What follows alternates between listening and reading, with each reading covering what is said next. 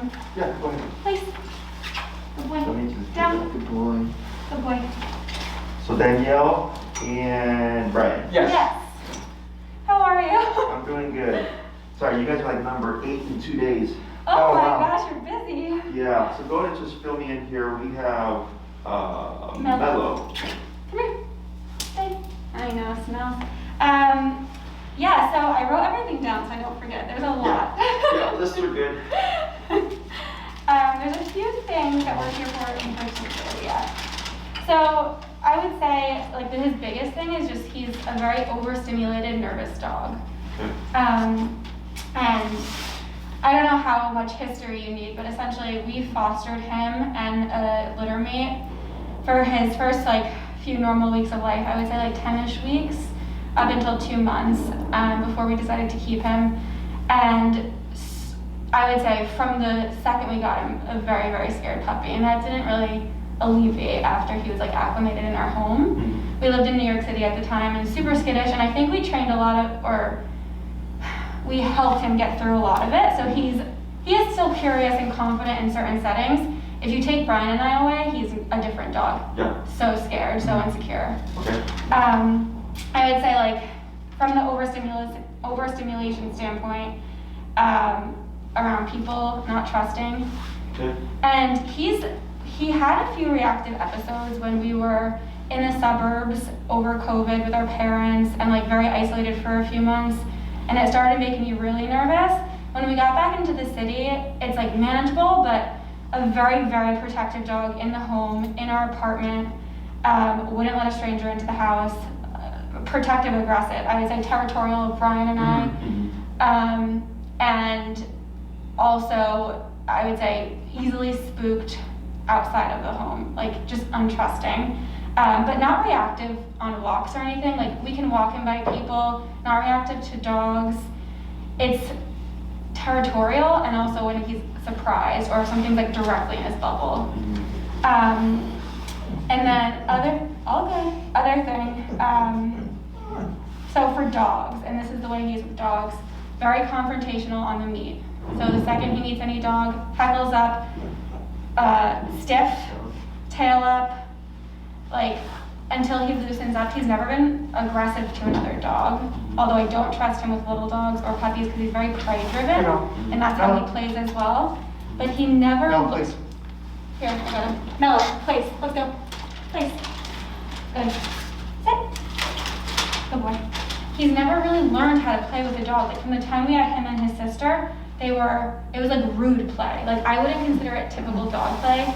And he's still like that. He's rude, and he needs a dog that corrects him fairly to play well. Otherwise, he takes advantage, and he doesn't pick up on typical dog signals the way I would say most dogs I've been around do, which is super interesting. And then outside of that, his obedience could use a little work. He's okay in settings where there's not a lot of stimulation.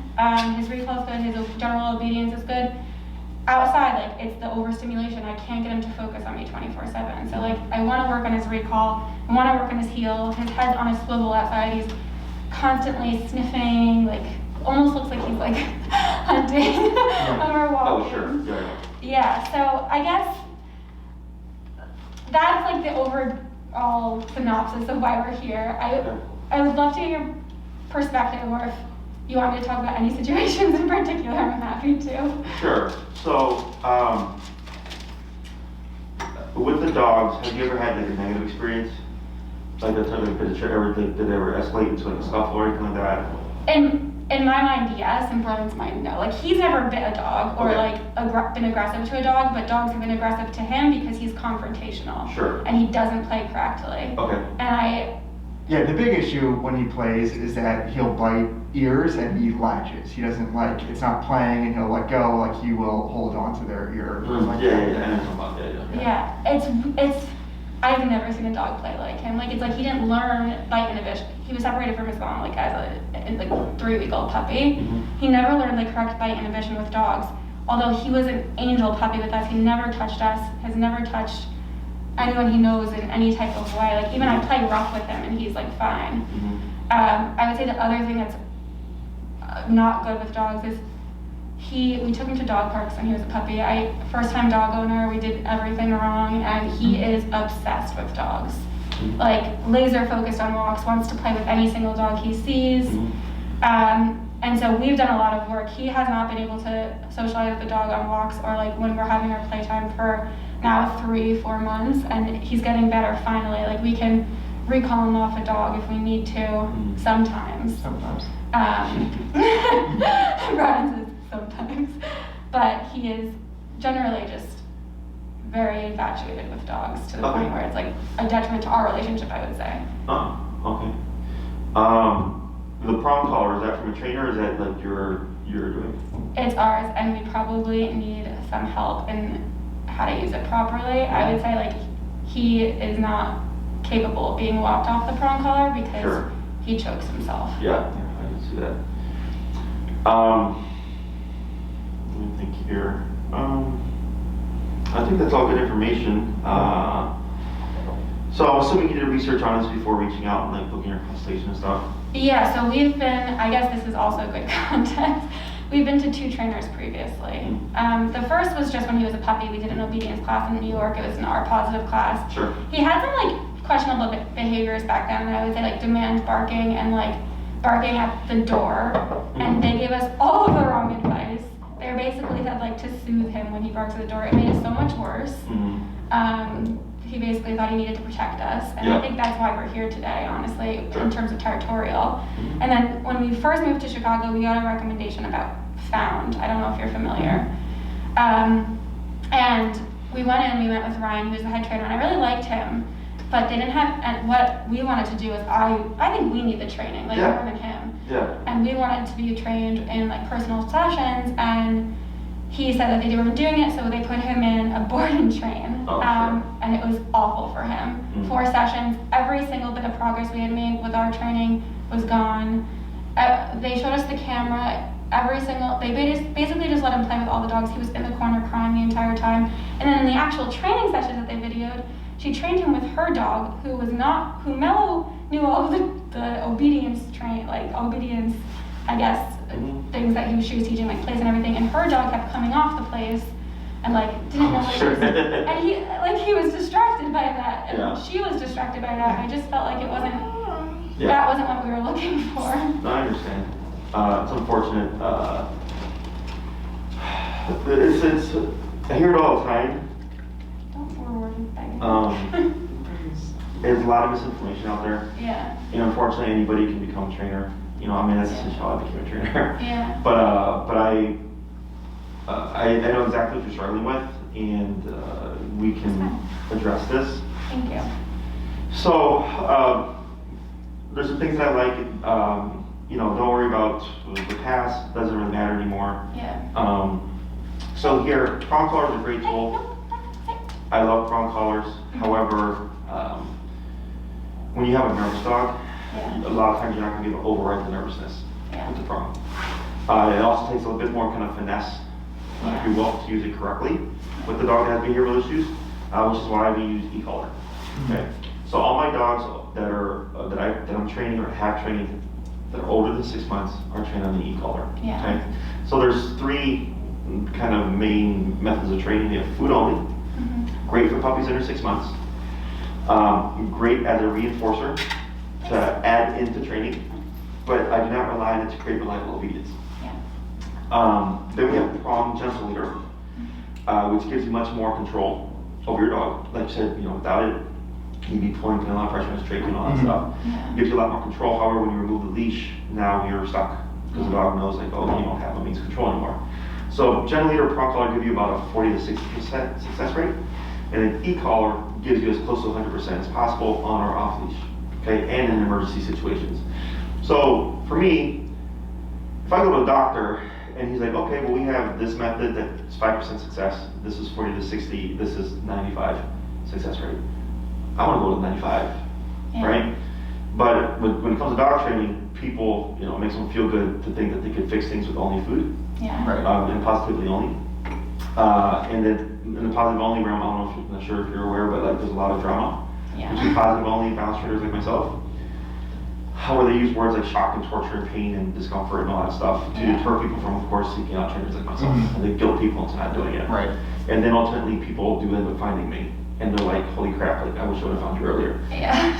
So I just post It that. is impossible to find a balance trainer in New York City. Oh, really? There's actually, I know of a couple in New York City. Do Really? you? Yeah. Is Cohen one? I just started researching like crazy 6 months ago, and Sure. that's when I found all you guys. I actually have an e-collar that I've never used. My goal Oh, is is it the educator? yeah, I know you guys like the doctor, right? We'll talk about it. Okay. Yeah. Yeah, I never used it. My intent was to get him trained at Found and then to have someone train me there on how to use it. I don't feel comfortable teaching myself how to use it. Sure, yeah. Yeah. No, you should work with a professional, but then the problem is not everybody who's a professional actually knows how to do it correctly. Yeah. Okay, and which we'll discuss all that stuff. So, e-collar is what allows us to override a lot of things. Okay, in your case, you said you walk him outside, his head's on a swivel. Yeah. He's overstimulated. The nervous response, right? He's all over the place. Yeah. Is with the prong collar, even if you corrected him with a leash pop, if he's at a 20 and your leash pop is at a 10, and that's the harshest you can do, Yeah. you're not going to get anywhere. That's where we get stuck. Okay, so I love prong collars. I use prong collars, but I don't rely on them. Again, like the food only to create reliable obedience. I use it, if anything, in conjunction with e-collar. So like, I had a young lady who was 90 pounds, I would say, and she had a 150-pound great thing. Wow. So she wasn't giving him Yeah. good corrections. And she was on a prong when I showed up, which was good. But then also he was leash reactive. So when he saw dogs, he would go looking, barking. Yeah. So you can imagine how that would Well, go. please. So we did prong and e-collar because she needed as much leverage as possible. I actually started a client yesterday who trained with another trainer from Sit Mean Sit, and Sit Mean Sit uses their own e-collars, and they suck. Yeah. And they have a 90-pound dog, and right away when she told me Sit Mean Sit, train her dog, I already knew what the problem was. Yeah. And I told her, are you using their collar? She says, yes, I'm using the Sit Mean Sit collar. I'm like, that's meant for a 35-pound dog and under. Your dog is 90 pounds. Yeah. So we had to switch, of course, everything that they were on to give them the most leverage, because their dog is also, it's off-leash friendly, but on-leash reactive. So we had to get the appropriate collar, and then I likened the collar to, theirs was a featherweight, like in boxing, right? Featherweight, Yep. and their dog's a heavyweight. Yeah. Like, there's no, It's a good analogy. you know, like, it's not gonna match up, right? So we have to make sure we have the correct equipment, Yeah. which, you know, we'll talk about with your e-collar.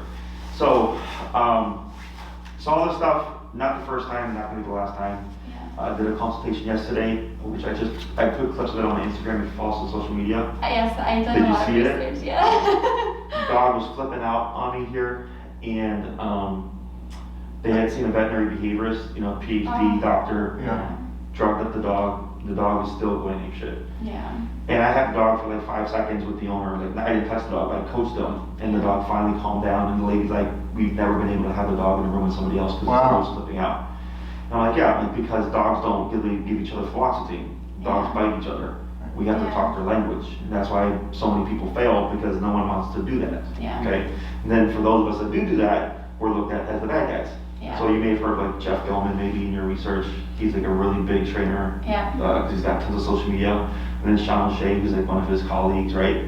I don't know him, but Yeah, there's a number of trainers now that are coming up and are kind of pushing back and like telling people like you need to correct your dog and all that stuff because positive reinforcement kind of just overtook the world. Right. And it's kind of like now, I was raised old school, I was spanked. And now you can't spank your kids, yeah. Right. you know, but schools are struggling with a lot of misbehaving kids. Yeah. And so now it's just creating this whole kind of problem, and the same thing in the dog world. So here, when it comes to e-collar, you know, one, you're already comfortable with this, that's good. But the reason why it's effective is because the way we layer it is to teach kind of mimic a dog bite, much like your prong collar, like that's how that was designed. Yeah. Was designed to mimic a dog bite. However, if you cannot override your dog is too big, you know, you're gonna get stuck. E-collar is the only tool that allows us to override. Yeah. Okay, because the ones that yours goes to 100, ours go to 127. Mm-hmm. Everybody has a breaking point. Okay, and the size, the breed, the temperament of the dog, none of that matters. It's just how does that dog respond to the collar. So I can have 2 Rotties, 230-pound dogs, and one can be in 15 Right. and be perfect, and then one can be 85. Yeah. It has nothing to do with, you know, nervous, anxious, fearful, aggressive, or anything like that. It's just what does this dog respond to? Okay, and I help you figure all that stuff out. In terms of the e-collar that you bought, Do you happen to have it with you? I do. May I see it? Yeah. I just need to see the model. You tell me if it's the wrong one. Is it the mini or is it the regular one? The mini. Okay, mini's meant for 35 pounds and under. Oh my god. Okay. So, Sorry, we can't feel it when we put it on ourselves. We can kind of look at it. so what we would do here is I'm not opposed to using it because it is a good collar. It's a good brand. E-collar Technologies and Dogs are the best e-collars there are, okay? The reason why I don't use e-collar Technologies anymore is when I first started my career 10 years ago, I had a bunch of aggression cases and it made them worse. So I switched to Dogtra. And once I switched to Dogtra, we were making progress. Yeah. My theory is that one has a bit of a sharper feel, whereas the Dogtra has a duller feel, okay? So where we're gonna have issues, okay, is you have to account for a number of things with the e-collar. One is the size of your dog. One is that dogs are just physical animals, right? They bite each other, so they tend to be already physically tough. 3 is emotional states, right? So if you're going out and he's overstimulated or that neck on the swivel because of nervousness, you're going to be going up and up and up and up and up. We have to override all of that stuff. His size, the fact that he's a physical animal, and emotional state through power. Yeah. Okay, so that's where that comes into play. So I don't know, your dog could be super soft and we're able to get through using that power, that level. If that's the case, then you're good, okay? The only thing I would say to consider is case of an emergency, okay? Let's say you have him, he's off leash, he's running around playing and stuff, and someone blows up a firework. Yeah. And he takes off because he's scared of the firework. Right. You're most likely not gonna have power to override that. I am fine purchasing a Dogtra. If you think it's like a substantially better collar, like I would rather it work than just try on this and then not work. Sure. He's not soft. He is actually tough as nails. Yeah. And that said, like I think he's pretty good at listening. Like I put the e-collar on and conditioned him and he could feel it on a 6. Like so he was working on a 6, but that's inside. Like I don't know if it would be the same outside. So low level e-collar, right? Yeah. Because that's another thing that a lot of trainers are kind of touting is low level e-collar. Yeah. It's not realistic. Makes it too complicated for the owner. Yeah. You know, I had a trainer great because I had a dog like on a 67 or something, but the dog was shutting down and wasn't moving, and because the dog was so anxious in the environment. And in order to get the dog to build confidence, we have to make the dog make the decision to actually move forward. Yeah. So we need the power. And he was like, I train dogs on a 3 to 8. Like, what are you doing, right? Like, just internet warrior. And I'm like, dude, like, I don't know who you are. So like, what are you doing, right? But the reason why, what happens is it makes it too complicated. And the way that I teach, and if, did you watch any of our videos? Yeah, I watched it, yeah. It's like the lesson 1 is always great to watch because no one knows what they're doing. Yeah. And you can just see the logic behind how it all progresses. Yeah. So after that first class, I want you to go out and just be able to just like have a different dog. Yeah. It just requires you to do a little bit of homework, okay? So, because if you get stuck on, because what happens is people get stuck on my dog, the trainer would train my dog in an 8, right? Because I get people who've trained their dogs with other trainers, and they're stuck on 8. Yeah. The owner is. Yeah. They're like, did the trainer got a dog to this on 8? Well, that's me.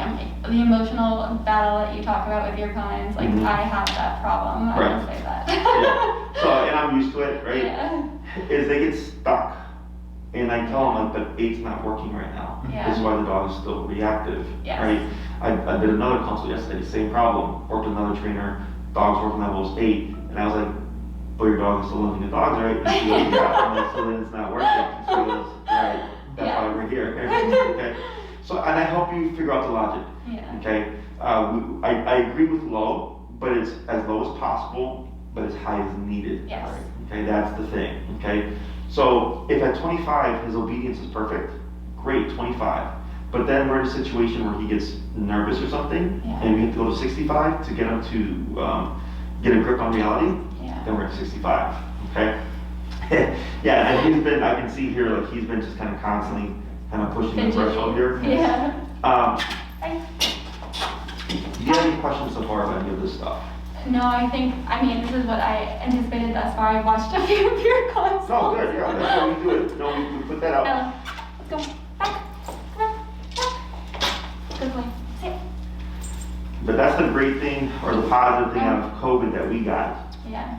is it allowed us to be recording everything. Yeah. Because it's so much information, this is verbal instruction, and I don't test the dog anymore. I teach you, and then you're training your dog, right? So of course, you know, I'm present, but you do all the work now. Yeah. Prior to COVID, I would train the dog in front of you, then give the dog back, and then coach you through it.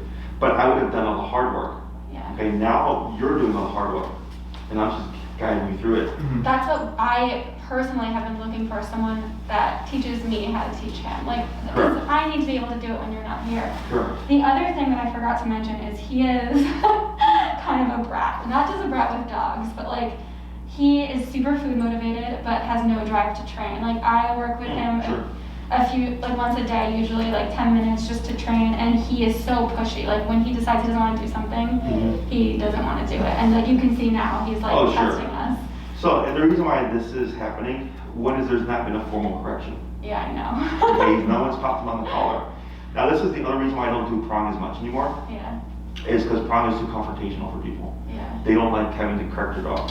Whereas with the e-collar, you press a button and it corrects the dog, so there's a disconnect. Yeah. Okay, and there's advantages to both and disadvantages. The advantage to the prong collar is that it is confrontational, and in some cases the dog needs to understand it's you. Yeah. Okay, the disadvantage is that it is confrontational, right? But it's when I have a dog that, let's say, is fearful of people. If I have a dog that's scared of me, the last thing I want to do is correct it. Yeah. Because it's going to reinstill the fear, right? E-collar, the advantage is it's not confrontational. So if I have a fearful dog, the dog doesn't know where it's being corrected from. Yeah. Okay. The other advantage is it's just that disconnect from the owner and actually correcting their dog. Yeah. They don't think they're actually kind of hurting them. Hurting them, yeah. Right. Like, Which, you know, dogs bite each other. Yeah. If you correct him with that prong collar, like, he's not going to hate you, it's not going to make him not like you any less, Yeah. because your relationship is balanced. You walk him, you feed him, Yeah. you show affection and all that stuff. But if I were to correct him and his only association to me was a correction, he's going to have that. So with me, he'd look like kind of like this because I'm not balancing up the relationship. Okay. Yeah. So don't worry about like harming the relationship. Don't worry about is your dog going to resent you or anything like that. That's not how it works. Yeah. Okay? Dogs don't think that way. Humans do. Yeah, I know. Okay? I am definitely at fault sometimes, and I try to catch myself every time I do this for like projecting my feelings onto him. Yeah. So, and I know you care about him, right? Yeah. But it will hold you back, and I will guide you through it. But ultimately, I can only take you as far as you're willing to go. Yeah. So if we start working with this guy, and it turns out his number is like 72, Yeah. and you're like, Jesse, like, it's not working, and then I'm like, okay, well, how high did you go? And you said 40, and I go, well, 40's not 72. Yeah. Right? So what makes me an efficient and effective trainer is the fact that I do go to those extremes, right? Yeah. If I have to 127 a dog, I will 127 a dog, Yeah. which is our max. Not off the bat, but if I've done everything, so for example, there's Malachi that we just recently trained, and very dog reactive. And we were at Oz Park and the dog's flipping out, right? And we're about 4 classes in, Yeah. and she's still struggling. Yeah. So I said, okay, max out your collar. We bring a dog out. And as soon as she did any little thing, 127, right? Yeah. And I said, you're gonna do this until I see you next time. And I didn't see her for 2 to 3 weeks. Yeah. Then I see her for the 5th class, and we're at Oz Park again. Dog 180. Wow. And then she was, but we did everything first, Yeah. low level, all that stuff, working all that stuff, right? And you were allowed, she was doing everything and it just wasn't working. Like, okay, you happen to have that dog. Yeah. This is what we're gonna do. And because she followed through, she's like, you know what, Jesse? It's not been a problem anymore. And you The don't have to do it 127 anymore. Yeah. worked. And I go, perfect. Now we can teach the other stuff that we wanted to teach, okay? Yeah. So, there's a method to the madness. We do start low, we work our way up, we find what's gonna work well for your dog, and then I teach you how to go about that on your own, okay? So the first class is almost always the healing exercise, Yeah. because that's like the one thing everybody wants to fix is leash pulling. Yeah. Also, if we're dealing with reactivity, that's how we start to fix reactivity. Yeah. And also it helps fix like 60 to 70% of problems. So that's always the first thing that we teach. It's pretty straightforward. I cover that with you. I give you your homework. I see you in a week. Okay. Come back week 2. What do we see? What progress? You know, what things are we still struggling with? And you'll say, Jesse, he's like 60% better. I go, awesome. What's the issue? Well, he still kind of swivels on the neck a bit. I'm like, okay, he's still a little bit nervy. We're gonna make a couple of adjustments. And I cannot make your dog unnervous. Just know that, right? But I can teach him, and we can teach him to handle it better Yeah. and not give into it, not be so impulsive with it. Right. Yeah. And then we just kind of keep building off of that. Yep. What determines the cost and length of time is just how much control you want over your dog. Yeah. So you're in the 6, 9, and 12 week range. Yeah. The 6 week would be we walk our dog, we go to the dog park. The 9 week would be walk our dog, go to the dog park, go to restaurants. And then 12 week would be we would do as much as possible, go hiking, dog beach, restaurants, like all that stuff, and your dog's gonna be off leash, right? Yeah. The other stuff, like you said, with his play and everything, that's actually pretty simple. There is a slight possibility that just putting formal discipline on him will help curb that behavior. Because what happens is, if the brain has not had a consequence to really kind of make it think like, oh, maybe I should be a little bit more chill, it's going to keep going to that degree. Once we start to put discipline on it, the dogs tend to hold back a bit, and then it fixes the problem indirectly. If it doesn't, and you said like he bites and like kind of latches, even though it's playfully, like he's not letting go, well, if that's the case, you can correct that with an e-collar now. Yeah. And it's not going to make him not want to play, but you can tell him like, hey, you can play, but you can't do that. Yeah. So, yeah, I guess the issue we've had with trying to correct his play is that, but you know, he's off leash, he's running around, and he's not listening. We're trying to call him, and he's just like running like a mad dog and biting and like tackling. And then by the time we finally like get him, put his collar on and correct him, I don't think he like associates it with the play. Like, there's too much separation at that That's why point. you need the e-collar. Yeah, that's the other deal. So e-collar on or off leash, whether it's obedience or behavior, you have that full control.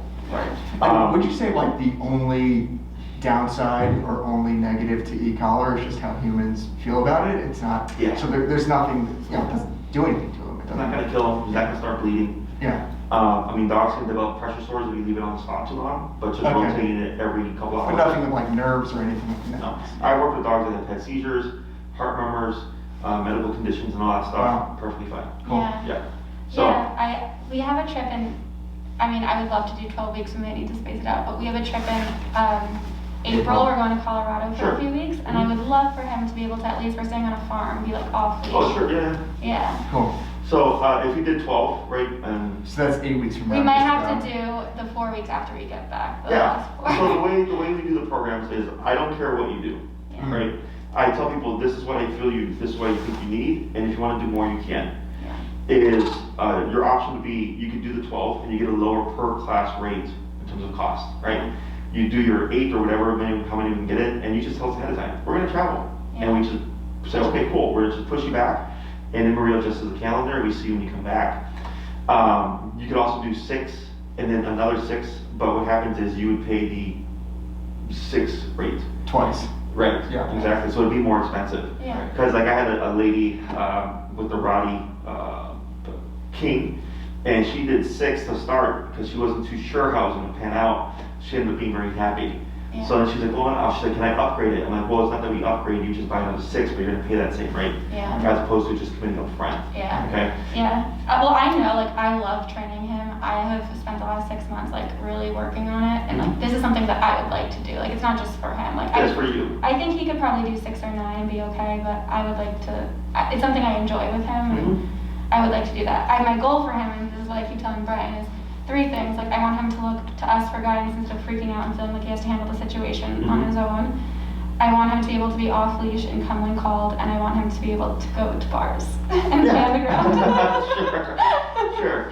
So all that stuff, e-collar makes that easy, and you already have a foundation, which is good. Okay, so we can get you even further, and it actually works out because typically towards the end, like I have a 12-week program yesterday that came in, and they had their 9th class, and I told them at this point we're going to just start spacing out the classes because now you need time to practice everything, make mistakes, and come back, and I go, okay, we're going to fix it, and then go back, make some more mistakes, come back, we fix it, and then you have your final class type of deal, right? So that actually doesn't turn out too bad in terms of doing the 8 and then having to travel for a bit. Yeah. So in terms of the collar, how much does this guy weigh? He's 65, but maybe a little bit closer to. We got him weighed at the vet 2 months ago, so he could be like 66, 67. Okay, so I put him on the new Dog Show Black Edition. Okay. If you decide to upgrade, it's meant for 70 pounds and over. Okay. It's the best collar they have now. Yeah. I've used it on a number of dogs. What's it's a it really good called? collar. Black Edition. Black Edition? Mm-hmm. Okay. Dog Show Black Edition. Yeah. It runs about, I think, $325-ish with tax. Okay. But it's meant for a dog of his size. And I'm not worried about if like he gets nervous or anything like that, being able to override that nervousness. Yeah. And then the most common question I get, which you probably see me talk with other people, but when does the e-collar go away? Yeah. Right? And in my book, when you need it, it doesn't. That means anytime he's gonna be outside, you have it on. If you're gonna have guests come over and he's like, you know, is he the one? Sorry. I've seen a lot of people, is he the one that gets territorial with people coming in? Yes, Okay, that's his all right. biggest problem. Okay. Sorry, I had a little brain fart there. So yeah, so that, we have an exercise that covers that as well. Okay, great. So that we can shut down the territorial behavior and stuff. And so when people come over, expect to have the collar on, and then after he chills out after 20 minutes and he's great and he warms up to him, you can remove it. You don't need it anymore. Right. Okay? Cool. That's his thing. He loves people once he's comfortable, doesn't trust a stranger. Mhm. And I'm very good at protecting his space. Like, no one can walk into his space if he doesn't know you. Like, or he'll get reactive. Sure. Now when it comes to that stuff, right? Yeah. It's a very unhealthy ideology that people have now where like, oh, you have a dog? Just pet them. I know. Right. And it's not the case, so you have to advocate for your dog, right? It's so annoying to me. Mhm. That and dogs sprinting up to him when we take him every morning to Lincoln Park and we run him on the long line to give him some exercise. Is on perfect recall, so we have the long line there in case we need to call him back. Mhm. Every day we have dogs charging him. Yeah. Every day. Yeah, and most people don't off-leash train their dogs, so then if there's a problem, then it becomes an issue there. No, it's like these little doodles that are like the opposite of what we want it to play with. Like run straight up Like, to them and we have to. yeah, because he plays rough and owners don't like that. Like, Yeah, Yeah. and I don't let him play with dogs that are significantly smaller than him. right. Yeah. Yeah, so, you know, when it comes to that stuff, that's more so just like me educating you on how to handle the situation. Yeah. I've learned to just be very curt with people. Like, Yeah. I even made a video on YouTube where it's like how to handle off-leash dogs, because when we trained at Oz Park during the summer, we had lots of off-leash dogs. Yeah. Yeah. Charges and training sessions. Yeah. So what we do is confront the dog and get in between our dog or our client's dog and the oncoming dog. Yeah. But of course, you're not always going to have that available to you, you know. So I just tell people, you know, call your dog. Like, I'm that nice about it because Right. in my book, if your dog's not off-leash trained, your dog should not be on off-leash. Right. We agree. We get very I mean, pissed you off. have your dog on a long leash. Yeah. That's what you do, yes. Because then at least you can grab the leash from 30 feet away or whatever. Yeah, and that's reel your dog in. yeah. He never gets, we don't let him go up to anyone without. We did it, so when we first moved to Chicago, we had him off leash and we realized he had no like he wasn't reliable. If he was excited about something, he would chase the other dog up to people or up to other dogs. And one day I looked at Brian, I was like, we can't do this anymore. Like, this is so irresponsible and just unfair to the people that don't want him running up to him. So since then, we don't let him go up to anyone unless there's an invitation. Correct, yeah. Yeah. So that's just being responsible, so good on you. Yeah, so the people coming over, that's usually a class in itself. Yeah. Because it's just learning how to communicate with them. Yeah. So I'm not too worried about that. Other than that, I mean, pretty much it. Do you have any other questions for me? I don't, do you have questions? So it sounds like this mini collar is probably not the best idea to roll through. You could, I mean, you can use it and see what you get with it. Try, yeah. The only issue would be, well, like, let's say you do it for a couple of classes and it isn't panning out, right? Is now you've just spent 2 classes with the tool that's not gonna work, and then you're kind of, you know, set back a bit. It is a good collar. Speaking from experience and the fact that he's a nervous dog and stuff, like, you know, I'm like err on the side of I'd rather have it and not need it type of thing. But I leave that completely up to you, okay? Cool. Yeah. Yeah, you can even try to, if you've not used it, try to sell it, you know? Yeah. Um, I don't mind doing that, like on eBay or something. It's like been used once. Yeah. I have a question actually. Uh-huh. Is there like, I know that you said that by default, like training him from an obedience and correction lens might help him with his socialization with other dogs. Mhm. Is there any environment where we can like, I guess like monitor socialization and like do like structured socialization with you? Or what Yeah, does it look like? so there's a couple ways we can do it. One, I'm not a fan of dog parks as it is, Yeah. just because there's so many variables there. Yeah. If that's something you want to do, we can go out to a park and like do it in real time. Yeah. It's usually super simple. Like once you understand the concept, it's like literally like I show you and it takes like 5 minutes and you're like, oh, now we're here for an hour. So, but you know, we could do that, or if you want to learn how to more properly introduce them to another dog, right? So I don't do on-leash feedings either, Yeah. because a lot of times it ends up being confrontational. Like, you know, like Yeah. you said, he has a confrontation presence as it is. Yeah. But like dogs don't meet face to face like humans do. You know, we say, hey, how are you? Our dogs meet nose to butt. Yeah. So when they go face to face, when people are walking towards each other, it becomes very confrontational, right? So then that's where I expect there's going to be a dog fight. So we can, one, show you how to correctly socialize them. Like let's say the friend's dog, because that's realistic. You would see that dog repeatedly. If you want to learn, if it's like, oh, we want to go to the dog park, just learn how to correct behavior and stuff, we can do that as well, okay? So I'm not against the things, it's just I usually don't suggest them to people. Yeah, we don't do dog parks anymore. No. But like even like I don't know, like a park outside or like even here, like I just would want him to learn how to properly engage with other dogs eventually. Yeah, like I because want he that does, for him. right, he wants to play with dogs and, you know, we want to, Let him, Let but him we have don't fun, want but- to be irresponsible about it. Correct. Is he muzzle conditioned already? I Yes. see the muzzle there, perfect, yeah. Yes. So we can even do a play group here. Yeah. Okay, if he's already muzzle conditioned, that makes things a lot easier for us. The only issue is, you know, like let's say he wasn't muzzle conditioned, I don't have a problem with him as a dog. It's just in case there were to be something, you know, obviously it'd be liability. But with his muzzle, we're fine.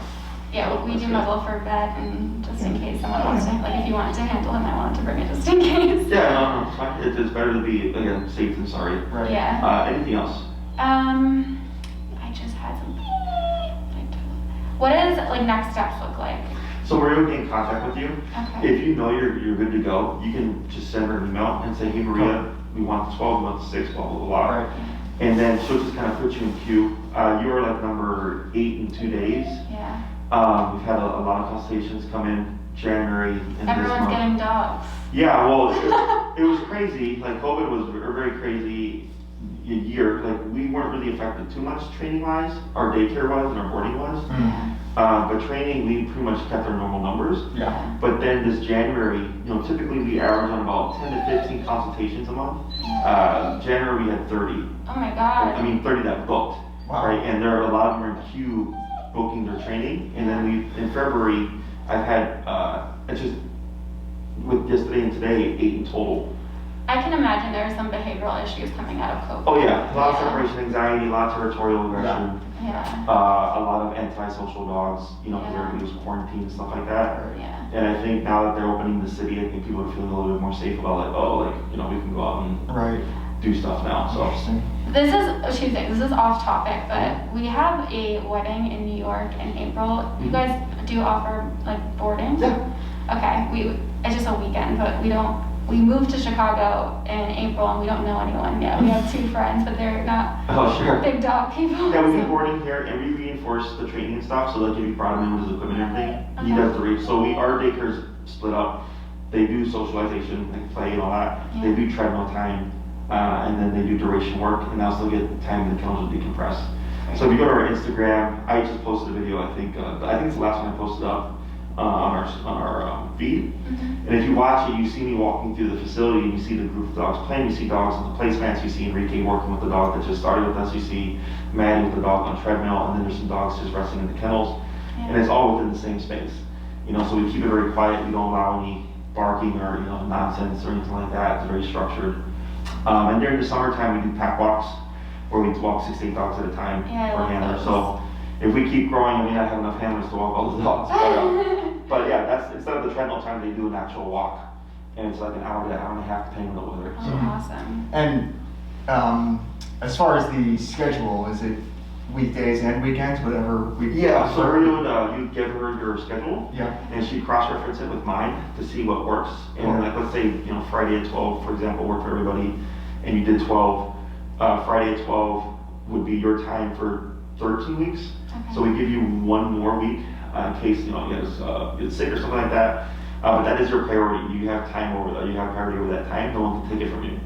But like, let's say, come the 13th week, you know, have to like reschedule like 4 times or whatever, and you don't lose the classes, but you may lose that time. Okay. Right? So like my evenings and weekends are the busiest because people are not back to like a 9 to 5. Yeah. So I'm usually reversing people. Yeah. But if you have availability during like the weekdays, like, you know, like during the daytime, Yeah. we can get you in sooner. Yeah. Maria knows all that stuff. She can get you filled in because again, there's a number of people in queue right now. And are sessions here unless we're meeting somewhere like Oz Park or somewhere? Correct. Sessions? Yeah. So in the summertime, we were training at Oz Park, but then Yeah, I the like winter, Like Target's the everybody's- perfect distraction. Yeah, it's crazy busy. And yeah, so it's really, it was a great location, but now in the wintertime, it's too cold because it's closer to the lake. Right. But also like no one's really there anymore. So it doesn't have that value as it did before. Yeah. But training here is no different. Like it's just, you won't get the live kind of experience. Yeah. But since if you're doing a longer program, by the time we hit the end of the program, It'll be May. We'll be at Osborne. yeah, we'll be back at Alice Parking. So you're still gonna get some value out of it. Good. Yeah, Good. exactly. Yeah. And just for your context, like I think this is interesting and gives me a little bit of foresight into like his breed dynamics. This dog is pit, shepherd, boxer, Terrier. rat terrier. Rat terrier, huh? Yeah. Lots of it. That was the second most prevalent. Which is crazy. What you do with that embark thing? We did wisdom. Yeah, maybe embark. I don't know if it's totally accurate. I thought he was a blackmouth cur.